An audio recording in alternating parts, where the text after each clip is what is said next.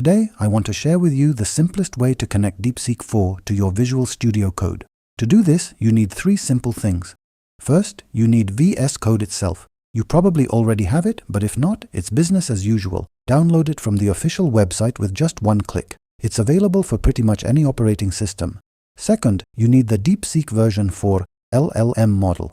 Since it's very large, you can't run it on a regular computer, which means you'll need a service that provides access to it. There are many options right now. In this video, I'll be using Ollama, but feel free to choose whatever you prefer. If you decide to go with Ollama as well, keep in mind that this model is currently available only for paid accounts.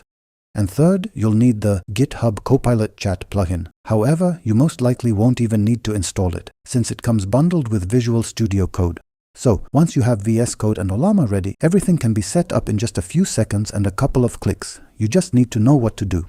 First, click on the Copilot icon and confirm that you want to use AI features. After that, you'll need to log in with GitHub. Don't worry, you don't need a Copilot subscription. You just need to log in so VS Code lets you proceed.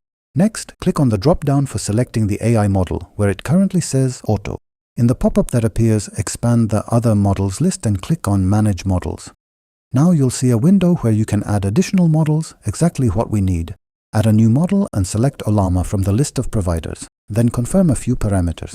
Don't change anything. Just leave the default settings. Great, now Ollama models appear in the list. However, the DeepSeek model I need isn't there yet. That's because I haven't loaded information about it on this computer. No problem. I'll open the console and fetch information about DeepSeek 4. Don't worry, hundreds of gigabytes won't be downloaded to your computer. This only retrieves metadata about the model. After that, reopen the models window so the list refreshes.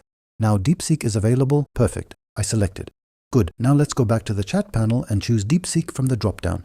That's it. It looks like everything is set up and ready to use. Just to be sure, let's verify that DeepSeek is actually being used.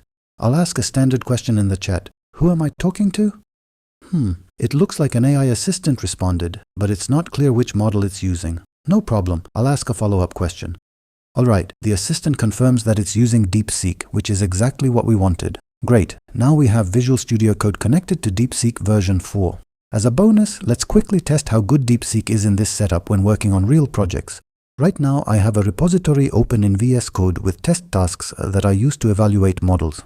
I'll ask my agent to analyze this project. Let's see what it says. By the way, this repository is public and I'll leave a link to it in the pinned comment. If you want, you can experiment with it yourself.